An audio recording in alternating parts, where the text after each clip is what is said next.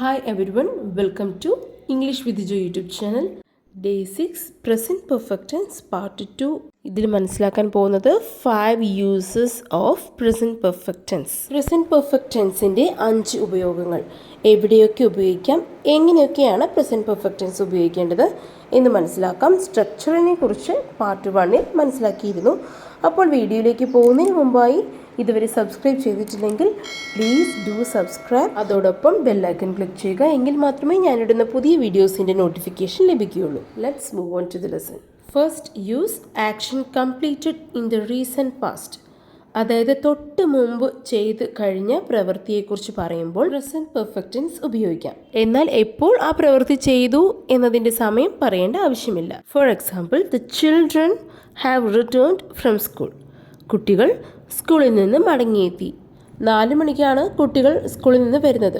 4:15 ചോദിക്കുകയാണ്, കുട്ടികൾ സ്കൂളിൽ നിന്ന് എത്തിയോ? അപ്പോൾ സമയം പറയേണ്ടതില്ല.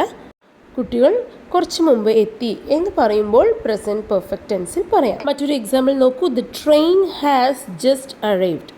ട്രെയിൻ കുറച്ച് മുമ്പ് എത്തി. അപ്പോൾ ആക്ഷൻ എന്താ? എത്തുക എന്നുള്ളതാണ്. എത്തിക്കഴിഞ്ഞു, പക്ഷേ കുറച്ച് മുൻപാണ് എത്തിയത്. അവിടെ സമയം പറയേണ്ട ആവശ്യം ഇല്ല.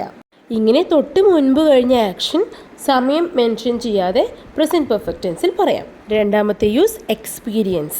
നമ്മുടെ ലൈഫിൽ എപ്പോഴെങ്കിലും ഇങ്ങനൊരു അനുഭവം ഉണ്ടായിട്ടുണ്ട്, ഇങ്ങനെ ഒരു കാര്യം എക്സ്പീരിയൻസ് ചെയ്തിട്ടുണ്ട് എന്ന് പറയുമ്പോൾ പ്രസൻറ്റ് പെർഫെക്റ്റ് ടെൻസിൽ പറയാം. For example, we have stayed in this hotel. ഞങ്ങൾ ഈ ഹോട്ടലിൽ താമസിച്ചിട്ടുണ്ട്. അതായത് സുഹൃത്തുക്കളുമായി കാറിൽ പോയിക്കൊണ്ടിരിക്കുകയാണ്. അപ്പോൾ മുമ്പ് എപ്പോഴോ താമസിച്ചൊരു ഹോട്ടലിൻ്റെ അടുത്തുകൂടിയാണ് പോകുന്നതെങ്കിൽ ആ ഒരു സിറ്റുവേഷൻ വരുമ്പോൾ താമസിച്ചിട്ടുണ്ടെങ്കിൽ നമ്മൾ പറയാറുണ്ട്, ഈ ഹോട്ടലിൽ ഞാൻ താമസിച്ചിട്ടുണ്ട് അല്ലെങ്കിൽ ഞങ്ങൾ താമസിച്ചിട്ടുണ്ട് എന്ന്. നെക്സ്റ്റ് എക്സാമ്പിൾ നോക്കൂ. I have visited the Taj Mahal. ഞാൻ താജ്മഹൽ സന്ദർശിച്ചിട്ടുണ്ട്. ഇങ്ങനെ ജീവിതത്തിൽ എപ്പോഴെങ്കിലും ഉണ്ടായ ഒരു അനുഭവത്തെക്കുറിച്ച് പറയുമ്പോൾ പ്രസൻറ്റ് പെർഫെക്റ്റ് ടെൻസിൽ പറയാം. Number 3, past actions with an impact on the present. Past ടെൻസിൽ കഴിഞ്ഞ ആക്ഷൻ്റെ ഇമ്പാക്റ്റ് അല്ലെങ്കിൽ പ്രവൃത്തിയുടെ ഒരു സ്വാധീനം, അതായത് കഴിഞ്ഞ ഒരു സമയത്ത് ചെയ്ത പ്രവൃത്തി പ്രസൻറ്റ് ടെൻസ്, അതായത് ഇപ്പോൾ കണക്ട് ചെയ്യുന്നുണ്ടെങ്കിൽ പ്രസൻറ്റ് പെർഫെക്റ്റ് ടെൻസിൽ പറയാം. ഈ ഒരു സെൻറ്റൻസ് നോക്കൂ. I have lost my keys so I can open the door. എൻ്റെ താക്കോൽ നഷ്ടപ്പെട്ടതുകൊണ്ട് എനിക്ക് വാതിൽ തുറക്കാൻ പറ്റുന്നില്ല. ഇവിടെ കീ നഷ്ടമായി എന്ന് പറയുന്നത് പാസ്റ്റിൽ നടന്നൊരു സംഭവമായിട്ടാണ് പറയുന്നത്. എന്നാൽ തുറക്കാൻ പറ്റുന്നില്ല എന്നുള്ളത് പ്രസൻറ്റ് ടെൻസിലെ കാര്യമാണ്. എന്തുകൊണ്ടാണ് ഇപ്പോൾ ഡോർ തുറക്കാൻ കഴിയാത്തത്? പാസ്റ്റിൽ കീ നഷ്ടപ്പെട്ടതുകൊണ്ട്. മറ്റൊരു ഉദാഹരണം നോക്കൂ. കാൽമുട്ടിന് പരിക്കേറ്റതുകൊണ്ട് ഇപ്പോൾ അവന് ഫുട്ബോൾ കളിക്കാൻ കഴിയുന്നില്ല. He has injured his knee so he can play football now. ഇവിടെ പരിക്കേറ്റു എന്ന് പറയുന്നത് എപ്പോഴാണ്? പാസ്റ്റിൽ നടന്നൊരു കാര്യമാണ്.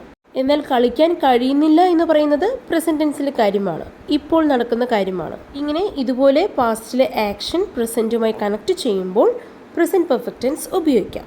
Number 4, we often use expressions just, yet, still, already. Present perfect ടെൻസിൽ കൂടുതലായും ഉപയോഗിക്കുന്ന എക്സ്പ്രഷൻസ് അല്ലെങ്കിൽ കീവേഡ്സ് എന്ന് പറയാം. ജസ്റ്റ്, യെറ്റ്, സ്റ്റിൽ, ഓൾറെഡി ഇവയൊക്കെ. ഞാൻ തൃശ്ശൂരിൽ നിന്ന് ഇപ്പോൾ വന്നതേയുള്ളൂ എന്ന് പറയാനായി ജസ്റ്റ് ഉപയോഗിക്കാം. I have just come back from Thrissur. ഞാൻ ഇതുവരെ എൻ്റെ പ്രോജക്റ്റ് പൂർത്തിയാക്കിയിട്ടില്ല. I haven't finished my project yet. Yet ഇവിടെ ഉദ്ദേശിക്കുന്നത് ഇതുവരെ. I haven't finished my project yet. She still hasn't said sorry to me. അവൾ ഇതുവരെ എന്നോട് സോറി പറഞ്ഞിട്ടില്ല. അപ്പോൾ സ്റ്റിൽ എന്നതുകൊണ്ട് ഇവിടെ അർത്ഥമാക്കുന്നത് ഇതുവരെ. She still hasn't said sorry to me. I have already booked the ticket. ഞാൻ നേരത്തെ ടിക്കറ്റ് ബുക്ക് ചെയ്തിട്ടുണ്ട്. ഇവിടെ നേരത്തെ ഒരു കാര്യം ചെയ്തു എന്ന് പറയാനാണ് ഓൾറെഡി എന്ന് ഉപയോഗിച്ചിരിക്കുന്നത്. ഇത് കൂടാതെ ടൈം എക്സ്പ്രഷൻസ്, അതായത് never, ever, before, so far, in my life, ഇവയെല്ലാം ഈ ടെൻസിൽ ഉപയോഗിക്കുന്ന ടൈം എക്സ്പ്രഷൻസ് ആണ്. ഇവയെല്ലാം ഉപയോഗിച്ചുള്ള കുറച്ച് സെൻറ്റൻസ് എക്സാമ്പിളായി കാണാം. She has never said sorry for what she did. അവൾ ചെയ്തതിൽ സോറി എന്ന് ഒരിക്കലും പറഞ്ഞിട്ടില്ല. ഇവിടെ ഒരിക്കലും എന്ന് പറയാനാണ് നെവർ എന്ന് ഉപയോഗിച്ചിരിക്കുന്നത്. Have you ever tasted Hyderabad biryani? നിങ്ങൾ എപ്പോഴെങ്കിലും ഹൈദരാബാദ് ബിരിയാണി കഴിച്ചിട്ടുണ്ടോ? അപ്പോൾ ഇവിടെ എപ്പോഴെങ്കിലും, ജീവിതത്തിൽ എപ്പോഴെങ്കിലും ചെയ്തിട്ടുണ്ടോ, എക്സ്പീരിയൻസ് ചെയ്തിട്ടുണ്ടോ, അതിനാണ് എവർ എന്ന് ഉപയോഗിച്ചിരിക്കുന്നത്. I have watched this movie before. ഞാൻ ഈ സിനിമ മുമ്പ് കണ്ടിട്ടുണ്ട്. ബിഫോർ എന്നത് മുമ്പ് ഞാൻ ഈ സിനിമ കണ്ടിട്ടുണ്ട് എന്നതാണ്. We have sold 28 cars so far. ഞങ്ങൾ ഇതുവരെ 28 കാറുകൾ വിറ്റു. സോ ഫാർ, ഇതുവരെ എന്നതാണ് മീൻ ചെയ്യുന്നത്, അർത്ഥമാക്കുന്നത്. It was the best decision that I have ever made in my life. എൻ്റെ ജീവിതത്തിൽ ഞാൻ എടുത്ത മികച്ച തീരുമാനമായിരുന്നു അത്.